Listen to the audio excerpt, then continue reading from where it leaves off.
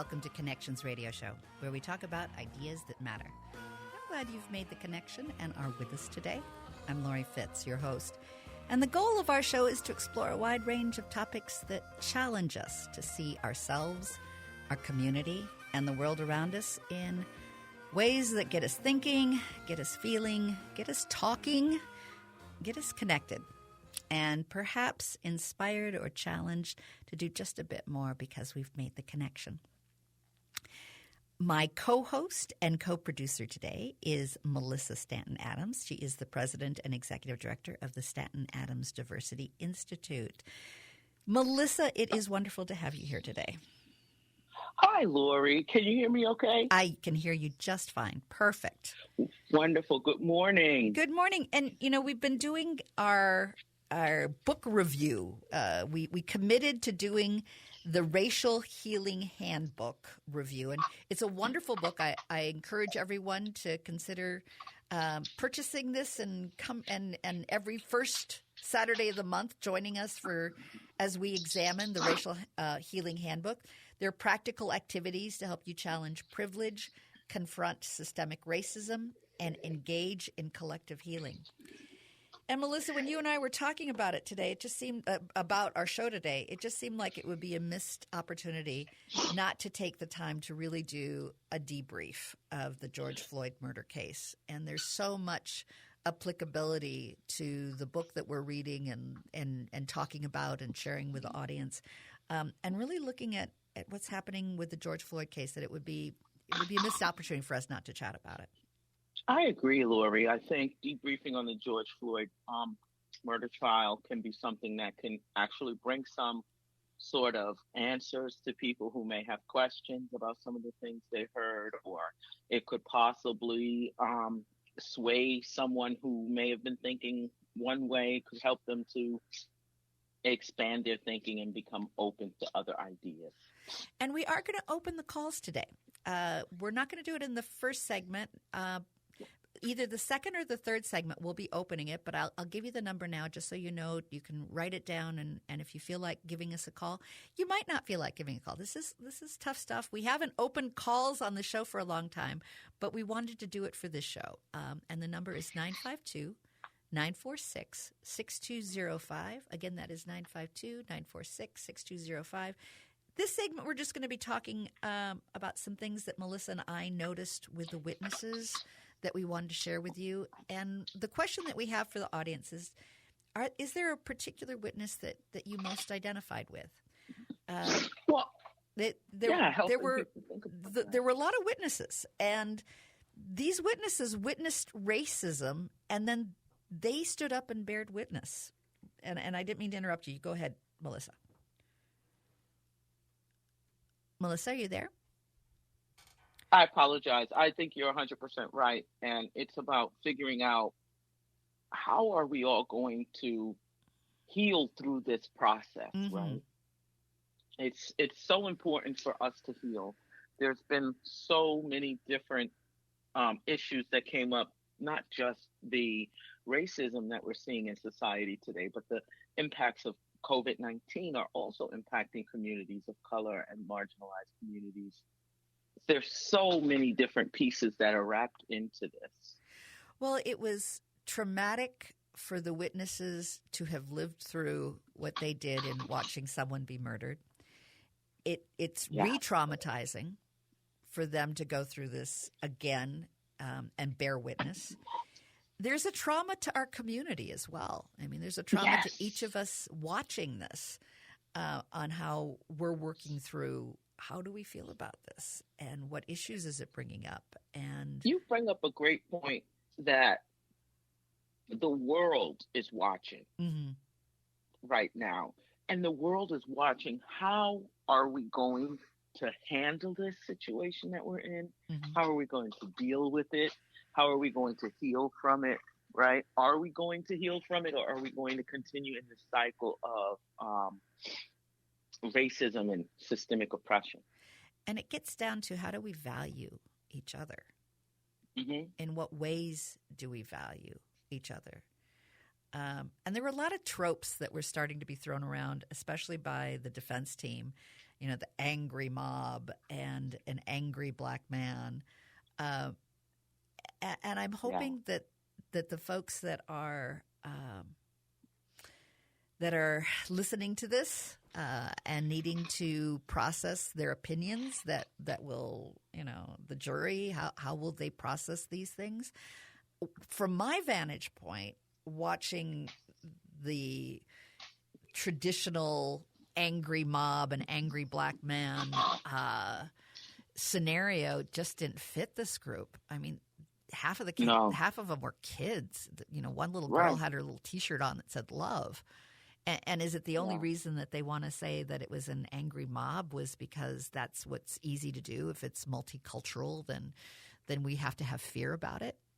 Then we have, we can't see the humanity of, the man's life that was underneath the knee of Chauvin, and the humanity of the crowd that was, and is it a crowd? It's only 12 people. Is that a crowd? Exactly, Lori.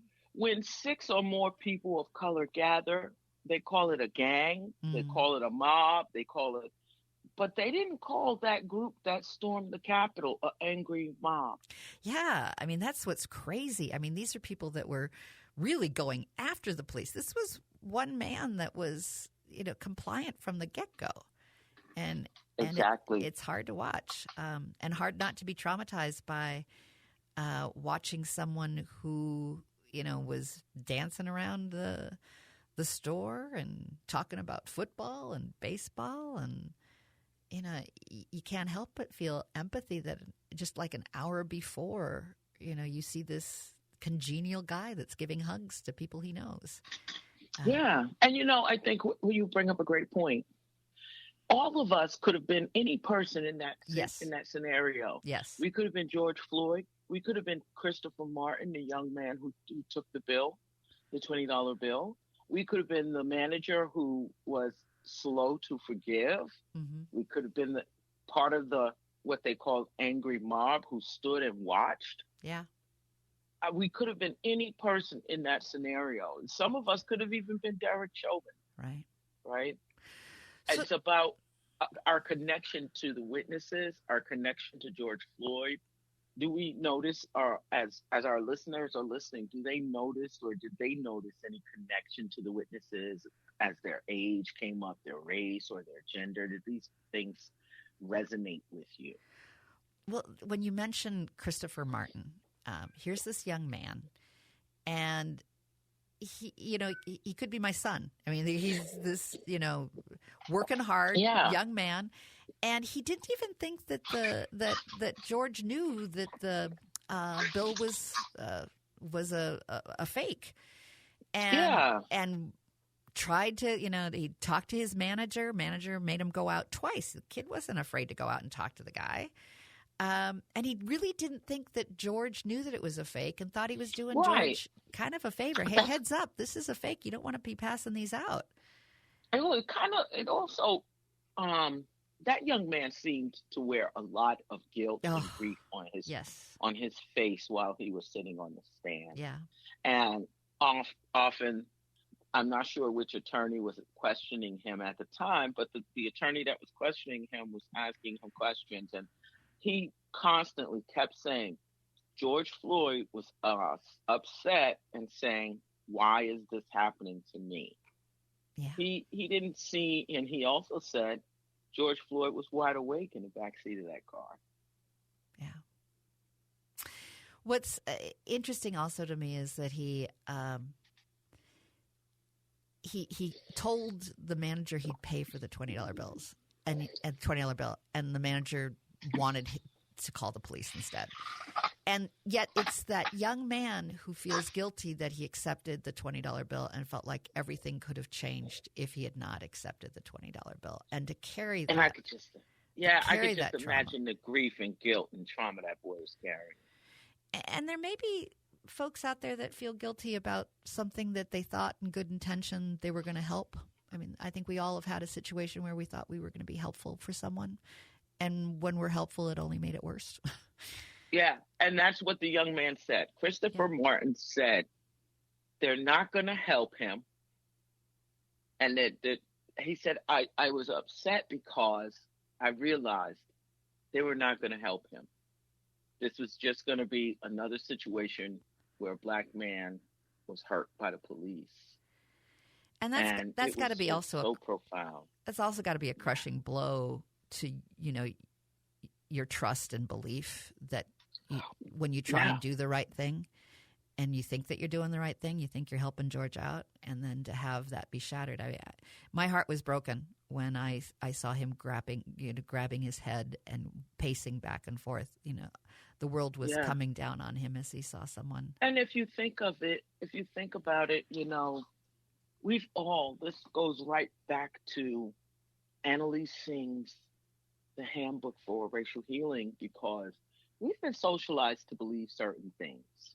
We've been socialized to believe that if you call the police, they are coming to help you, not to hurt you. Yeah. And it is almost a privilege to have that belief, because it is a privilege to have that belief. And although Christopher Martin said, I knew they weren't going to help. We called them to help, and this is just another situation where a black man gets hurt by the police. Well, it's sad. We're coming at the end of this segment, but in the next segment, we're going to keep going and talking about some of the other witnesses and how they bore witness, because we're all witnesses to racism. We're all witnesses. That's right. And what do we want to do to bear witness? And how do we relate? And how could we learn from the bravery of our witnesses that are standing up to power? So we'll be right back, and we'll continue our conversation. Stay with us.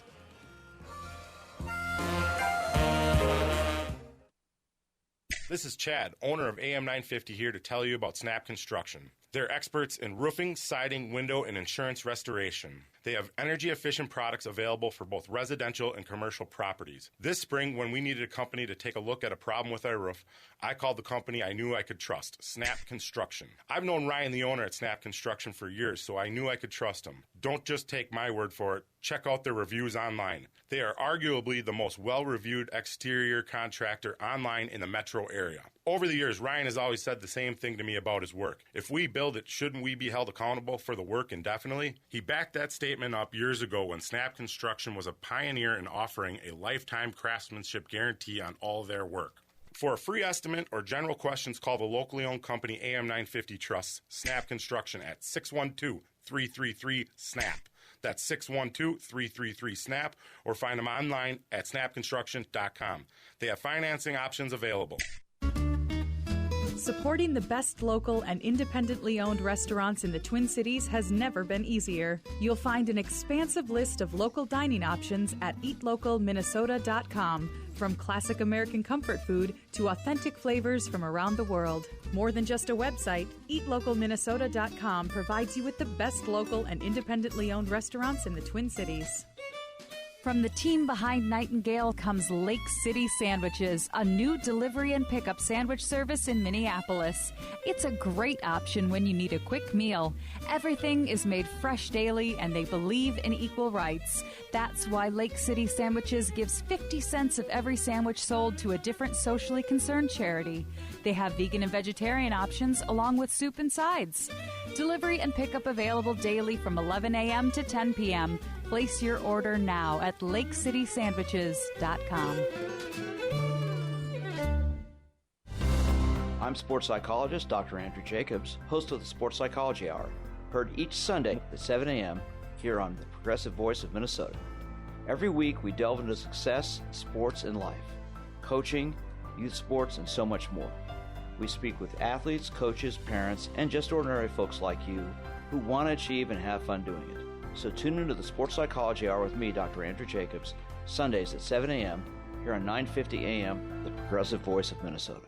A lot of things are different with the pandemic, but we're still a blue state in Minnesota, so some traditions must go on. It's the 2021 AM 950 Blue State Ball, Saturday, April 17th. This year's Blue State Ball is going virtual, and everyone is going to be there. Stephanie Miller, John Fugelsang, Tom Hartman, all the local hosts. Virtual waiting room opens at 6, and the hosts begin at 7. Tickets cost $20. Join us on Saturday, April 17th for the 2021 AM 950 Virtual Blue State Ball. Ticket information at am950radio.com. Back to Connections Radio Show, where we talk about ideas that matter. I'm Lori Fitz, your host, and my co-host and co-producer today is Malissa Stanton Adams. She is the president and executive director of the Stanton Adams Diversity Institute. Welcome, Malissa. So glad you're here. Malissa, are you there? Yes, I am, Lori. There we go. Good to have you. So traditionally on Saturday morning, first Saturday of the month, we're talking about the Racial Healing Handbook with Annalise Singh. And it's a great handbook, but you and I discussed yesterday that we're going to try and work in Chapter 2. Chapter 2 is exploring your internalized racism. But what better way to really explore that than to do a debrief of the last week of the George Floyd trial and explore how the witnesses are giving testimony to the racism that they saw and explore our own identification. We all witness racism. So, right. And I think it also ties into Annalise Singh's Chapter 2, which is around socialization. Right. I believe this ties in because we are socialized by all the things we see in society, even watching a trial on court TV, right, or hearing about a man who was killed by a police officer in the streets of Minneapolis. All of these things feed into our socialization. Absolutely. So if you think about that little girl who had that shirt on that said love, she witnessed something that will follow her for the rest of her life. And I loved her statement at the end when he was asking her, well, how did it make you feel? She goes, I was sad and kind of mad. And I definitely, it was like. From the mouths of babes, right? It was like, yes. It just summed up how it really goes to the heart of we're both sad and mad about what has happened. But here's this little girl who's willing to, have the world watch her. Not watch her but listen to her and hear her voice on how it made her feel. I think that's important. And we all relate in different ways to each of the witnesses. The other witness that I felt very moved by was Donald Williams. He's 33, and he was the mixed martial artist, and he knows jiu-jitsu, and it was almost like he was doing jiu-jitsu with the defense attorney that was questioning him, because the defense attorney kept trying to impose on him, you're an angry man, you were angry. And he just took it back and said, no, you're not going to put that on me. I stayed in my body. I was yes. Did I swear at them? Yes. But it's difficult when you're watching someone be murdered. And he called the police on the police, and which is very powerful, because he stated when on the call, he said he just pretty much killed the guy who wasn't resisting arrest.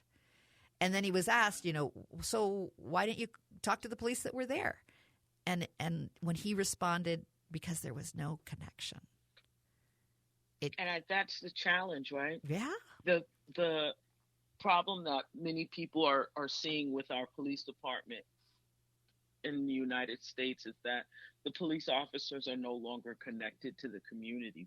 When I was coming up, I'm sure when you were coming up too, they had what they called a beat cop. Yeah, community. Community. Yeah, he peace walked officer up and in the down community. Street. Yeah, right. And they didn't drive through; they walked up and down the street. Right. So I think things have changed from the way they were when we were coming up. Or were there? I mean, I think that there are. I do believe that there are good peace officers out there that really believe in community. And so how do we figure out how to make those connections is important to me. It's about that value. part of our society will push back and say that the police department is a offshoot of the folks who were catching slaves after slavery. Yeah. So today's police abolitionists are really, really talking about getting rid of the whole concept that we've been socialized to believe works. This current police department that we see in the U.S. Well, it certainly has that feel when it goes into a lot of inner city, that it's an us against them instead of a serving and protecting the community and having the community, caring for the person who is, that you have in custody. There was no care shown whatsoever. Right. And now today we see this very adversarial relationship between police departments and communities. People in the community are telling their children to be careful of the police. Do not do this, do not do that, because we want you to make it back home, right? So this is not a society that we should be living in. We're telling our children to be careful. And I have to believe that there is a place in our society for peace, and to bring back that sense of peace officer that can help direct that. But I think that's where the heart needs to come back to, is what does it mean to be a peace officer? And what does it mean to bring about peace in community? Because there's going to be conflict. There's going to be things that happen that are wrong. There's going to be things that need to get corrected. But what's the heart of it? What is the assumption that people make when they go into community? And is it to care, or is it, to have some sort of militarized zone where it's a war? Right, and that's part of it too. Why are we going into community? Why aren't they there already? Right. Many of our officers do not live in the communities that they're policing.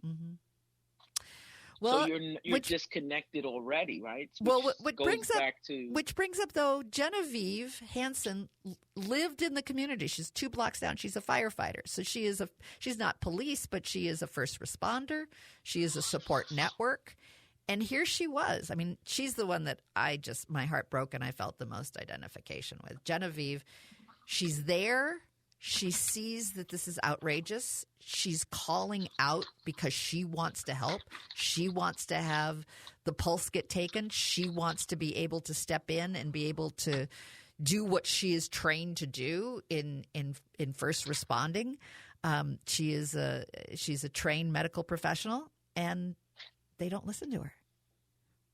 I mean, she is considered part of the problem by these folks. So why is a woman who lives in the community, who wants to help, who should have been able to give the care that is every human right, but she was kept from being able to do that? Her level of frustration when they asked her, were you swearing? And she's like, yeah, it's pretty hard when you watch a person die. Right. I don't understand, right? So here's the deal. They expected the witnesses to stand there calmly and watch a man be murdered, right? And there was so much expectation placed on the witnesses, but none placed on Officer Chauvin.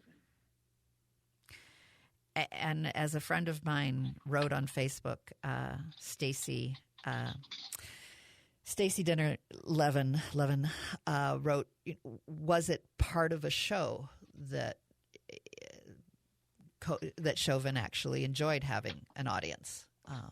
Right, because he sure looked like he was not bothered by that crowd. Yeah. He had a smirk on his face. Yeah. And it's heartbreaking to see that kind of sort of this exposition, this sort of, he can do anything and he doesn't have to be told when or how because he has the ultimate power. But the helplessness that what I'm sure Genevieve felt when she was trying to, intervene. But I think what's important is not that she then walked away going, it's hopeless. She stood her ground in testifying and speaking her truth and telling her story. And that's what I took away from her.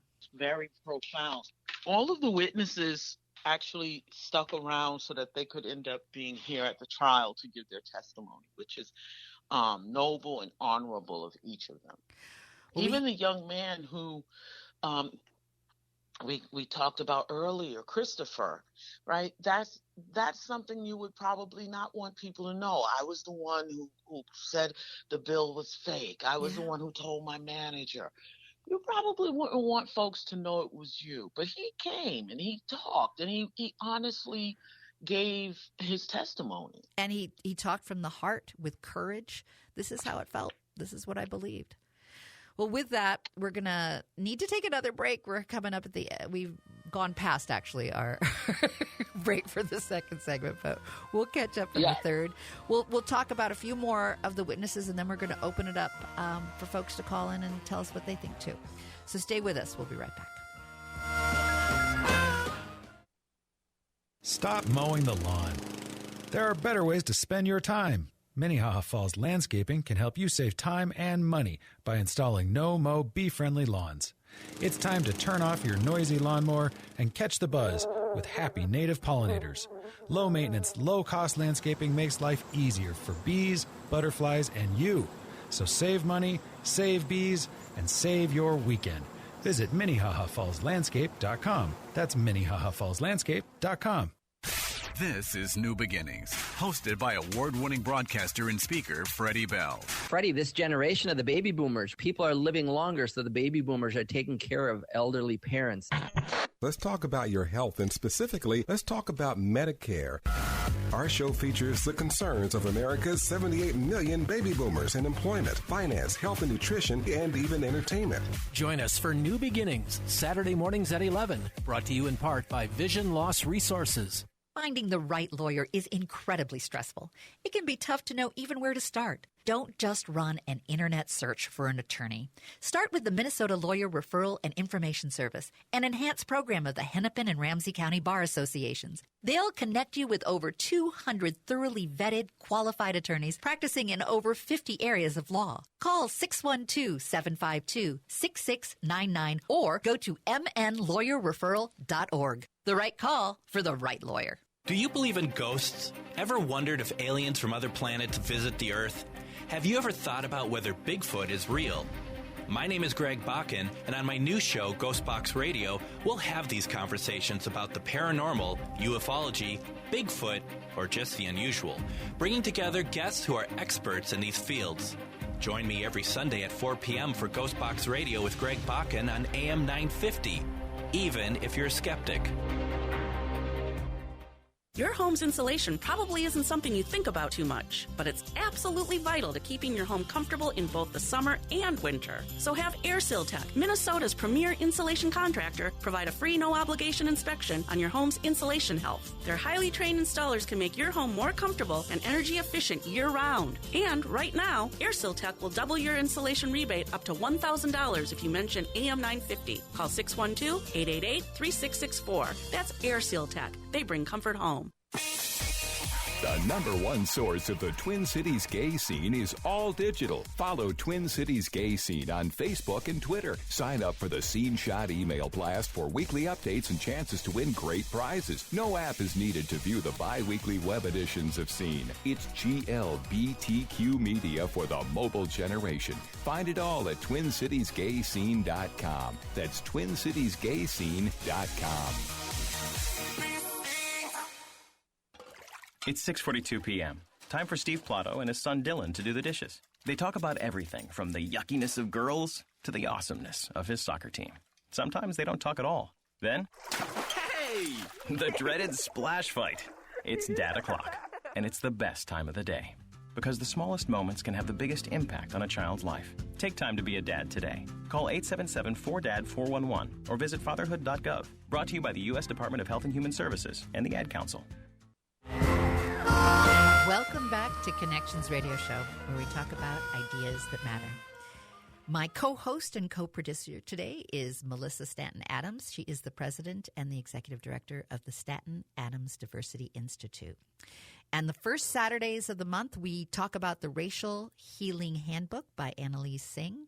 And Chapter 2 is exploring your internalized racism. But when Melissa and I were preparing for the show, we thought, well, let's be a missed opportunity not to have a chance to debrief about the George Floyd murder case and use that to explore internalized racism, explore the chapter by really thinking about and talking about the witnesses, how they witnessed racism and their reaction to the racism, as well as the murder. I mean, the murder is front and center, but there's so many layers of racism all around it and lots of different witnesses, multicultural, different ages, different perspectives of how they witnessed the racism and what we can learn about our own testament, our own ways that we want to speak up and speak out against racism.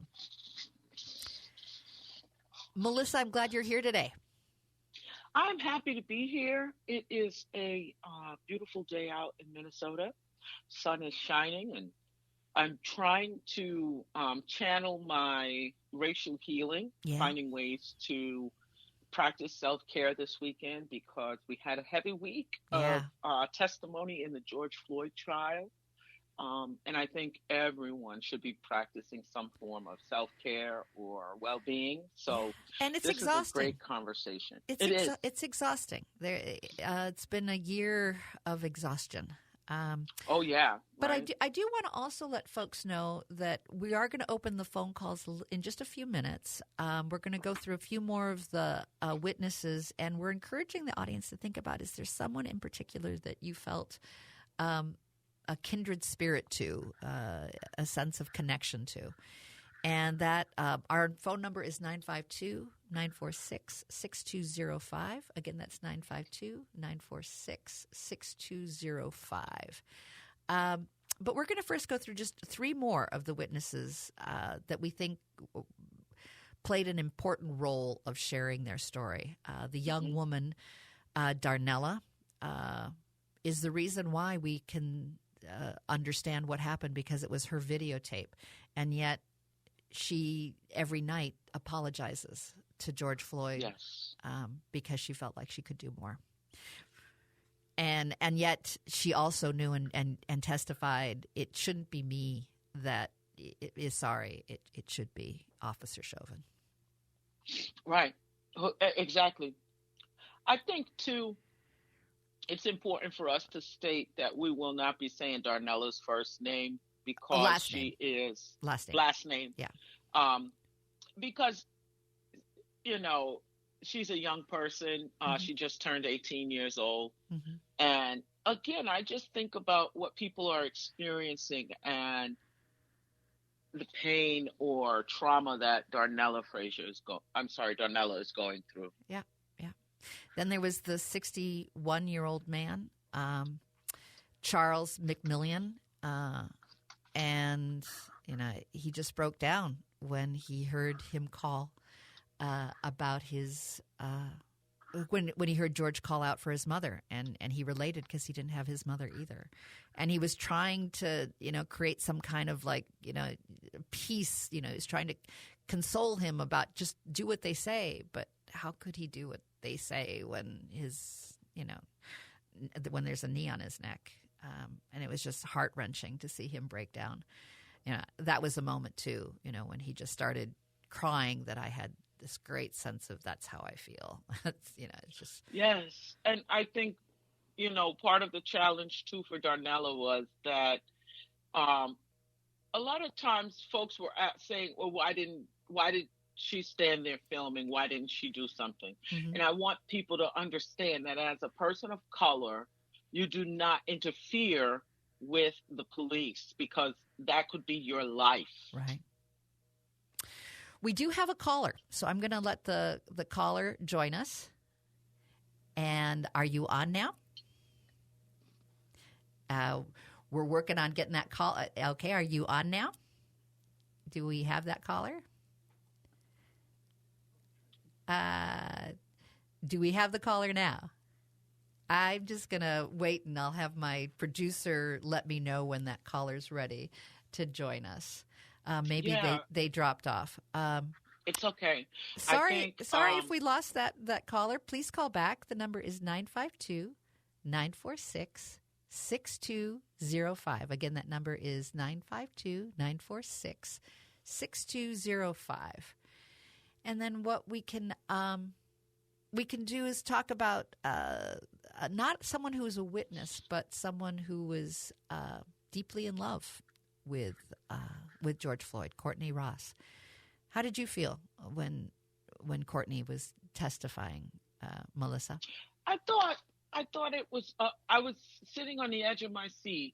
I was afraid because I know that many people are going to try and use the fact that Mr.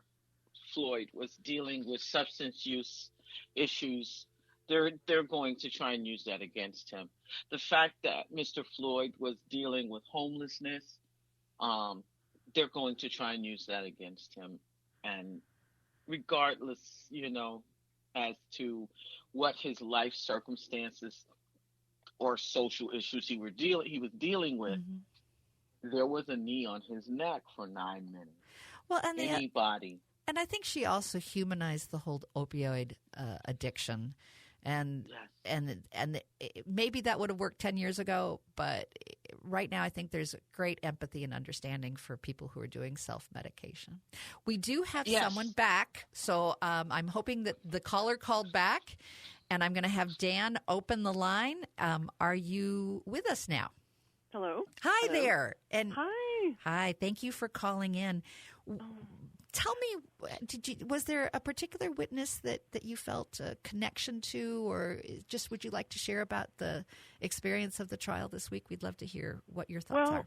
I mean, all of it. I felt touched by all of it. In fact, I've not been able to sleep very well because I'm thinking about it a lot, all the time. And, I was so proud of that crowd. Yes. We should all be so lucky to have a crowd like that if our life is in danger. I mean, they did what they could. I mean, that's the thing. Yeah, you're going to go up to police officers and try to take their guns away. Good luck with that. Right. So anyone that said, they could have done more, they did everything they thought they could for what they were allowed to do. And there's so many, as you said, there's so many levels to this. Right. And everybody knew that there was something wrong. Everybody knew, except for the police, apparently, in this situation. But, I mean, even the person that took the call, the 9/11 operator, she even called her boss to find out something was wrong here. Yeah. Everybody knew. Everybody that had a heart and empathy knew something was wrong. She thought that it would maybe that was a frozen image because she couldn't believe that she saw the same thing. How could he still have his knee on that neck? And again, I loved how she said, you might call me a snitch. I mean, we almost seem like we have to apologize when we speak to power. And I found that amazing throughout it all. I mean, would have it been different? Go ahead. I mean, imagine, I was just, when they're trying to use the crowd as an excuse, as a defense, I was just thinking, what kind of a crowd would you have if you had a lynching? Right. Now, that's a crowd that I wouldn't be proud of. And it's like, there wouldn't have been lynchings if the crowd would have been strong enough to be like, have a heart and empathy and go, this is wrong. I mean, this is gone. I mean, and that's a crowd. That's the way you want a crowd to be, the way those people were, just empathy and heart and caring. And, to see the stone cold, face of Derek Chauvin just sitting on him and digging his knee in. And, I teach driving and I work with teenagers, and whenever we drive to Minneapolis, we end up having a conversation about this. And, out in the white suburbs, the white kids hear things from their parents, and there's usually excuses made, and very kindly we will have this conversation. And I said, you have to realize this has gone on for a long time, and this is, I mean, I grew up was born in Florida, where I had a black babysitter who was not allowed to ride in the front seat with my grandfather, who came to visit, who was going to bring her home, and he opened up the front door for her to get in, and she said, oh, no, I can't ride in the front seat with you. Your car will be on fire tomorrow. Ugh. And, I mean, this has just gone on so long, and it's so And it's part of that structural racism. It's part of what we hear from our parents. And you bring up such a good point. And it's actually something that's highlighted in the Racial Healing Handbook of, like, how are we socialized to believe these things? Yes. And how do we question them? And then at what point, when we've got that dissonance, when we go, wait a minute, there's something strange here. Why shouldn't she be able to sit in the front seat with my grandfather? At what point do we go, wait a minute, we want to have things different, or can we just live with it as the same? And you make such a good point.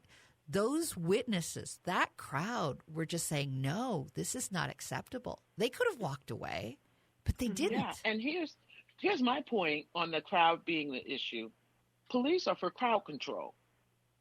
So if you're not able to do your job while a crowd is around, there are police officers in the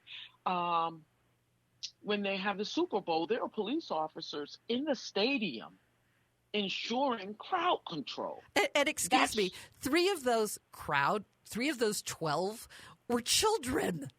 I mean, you're going to be afraid of a child? Mm-hmm. That's your job is crowd control.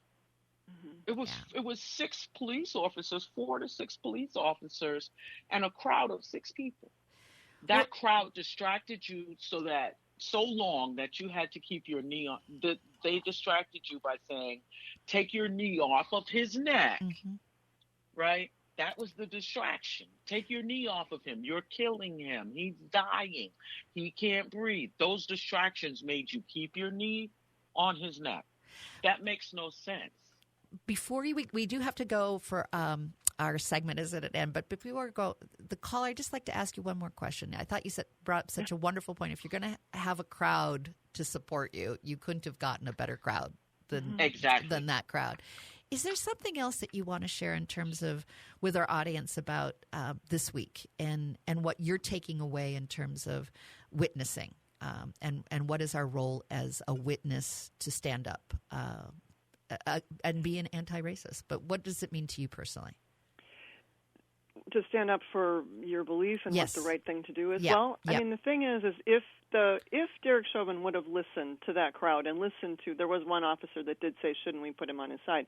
Right. If he would have, guess what? He wouldn't be where he is now. I mean, facing what he is now. I mean, it would have made his life better too. Right. So this is win-win for everybody to do the right thing. Oh, you make such a good point because racism hurts everyone. Absolutely. Hey, and at the end of the day, don't kill the people that you are trying to arrest because you could have a good day at the end of it. Yeah. Mm-hmm. Yeah. Yeah. Well, it hurts everybody. Look at Minneapolis and all the businesses and the town is boarded up and it almost looks like a ghost town in some places. Mm-hmm. I mean, this has hurt so many people in so many ways. And of course, just the sadness of watching, that was, I wasn't there, but I'll never get over it myself. Right. I think we're all traumatized by it, and we should be, and perhaps we can use that to continue to build change. Yeah, that this will be what it takes for us to say no, and reimagine, a better community where we have more value and respect. I appreciate our caller, and I want to say thank you for making some great points, and thank you for listening. Well, thank you for doing the show on this topic. Thank you. Well, we have to go. We have just a few. I've run way over our third segment, so stay with us. We will be wrapping up in just a few minutes. At Woodland Stoves and Fireplaces, we got our wood stove to lower our carbon footprint and to harvest our own renewable energy. We discovered more. Fire offers both stillness and engagement. It connects us to the basic and often overlooked moments that enrich our lives. It opens the mind to music, reading, and being with those you love. We gather our friends, our family, and our minds around the fire. At Woodland Stoves and Fireplaces, it is our job to find a place for fire that works in your life. We have a diverse selection of fireplace products. Clean wood burning, convenient gas burning, and easy-to-install electric stoves and fireplaces for inside your home or outdoors too. Fire does more than offer comfort from the cold. Fire warms the heart. At Woodland Stoves and Fireplaces, there are so many ways to discover your place for fire. With over 35 working indoor and outdoor fireplaces on display at the corner of East Franklin Avenue and Riverside Avenue in Minneapolis. Woodland Stoves and Fireplaces, out of the ordinary products and services since 1970.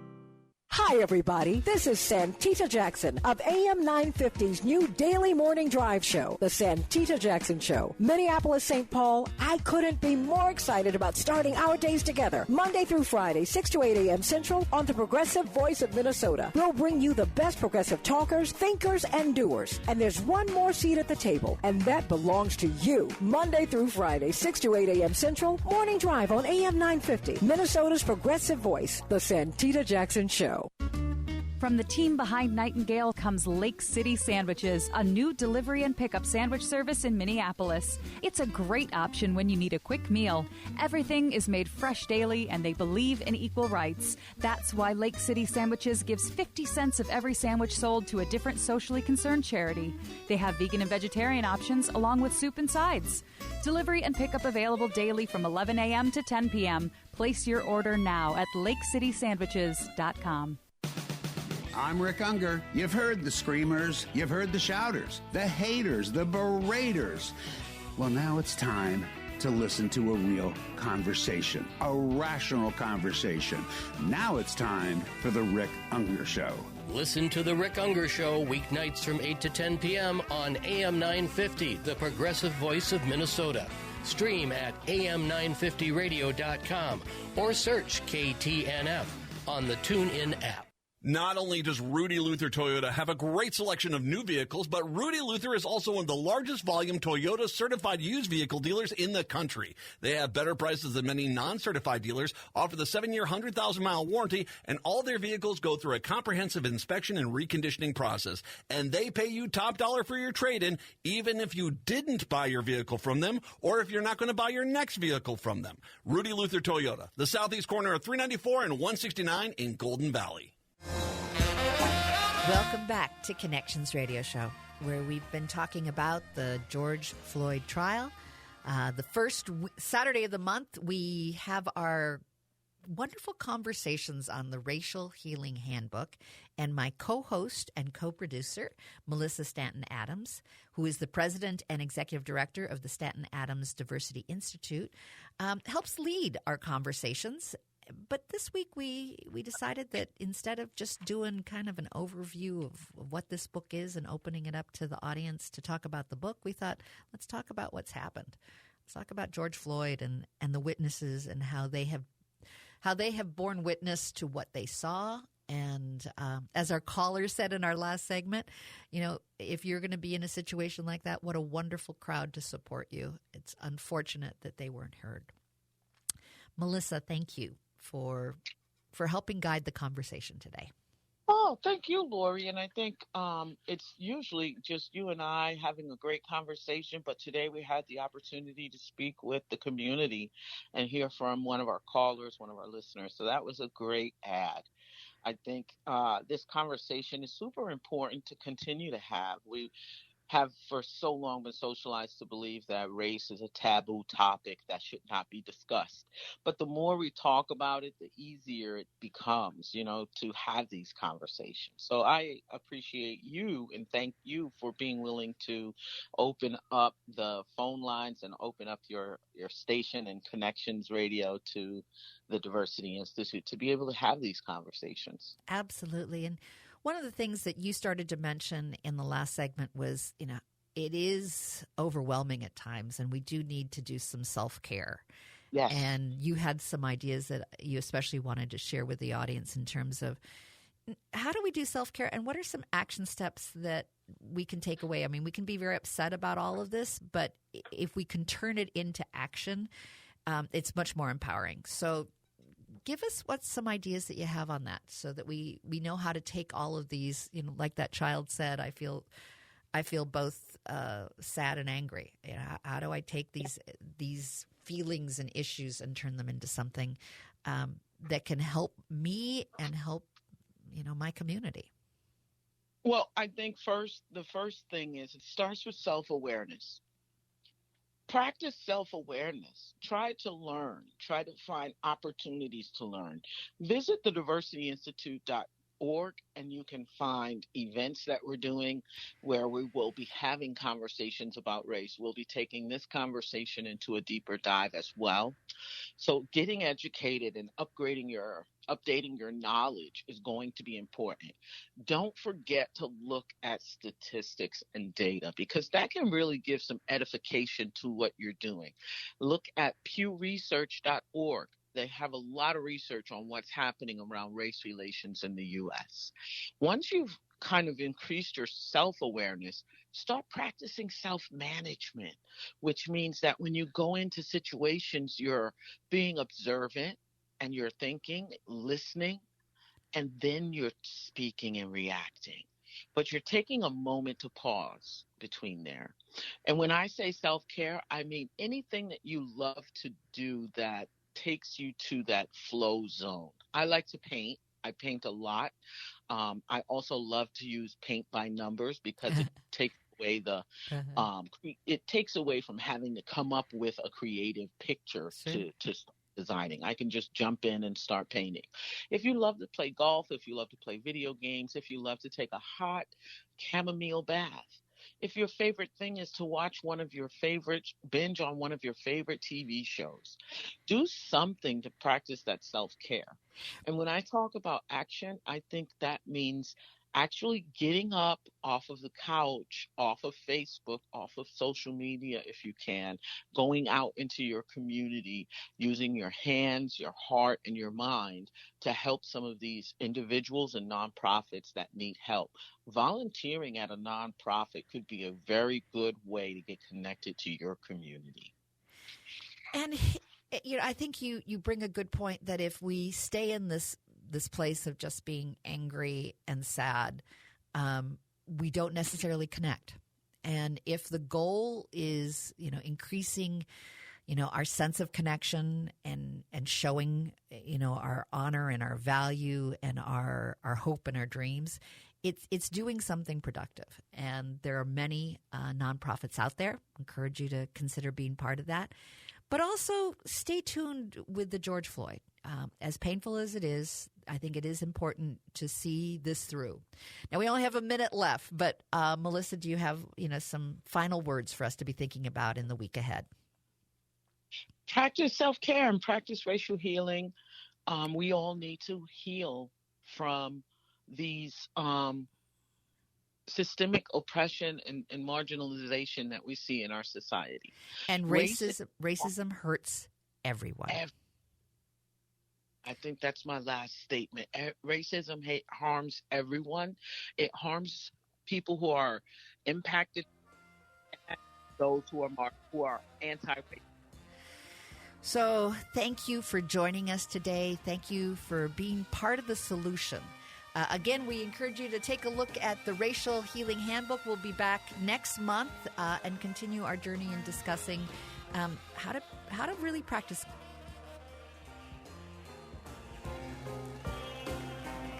See you next week.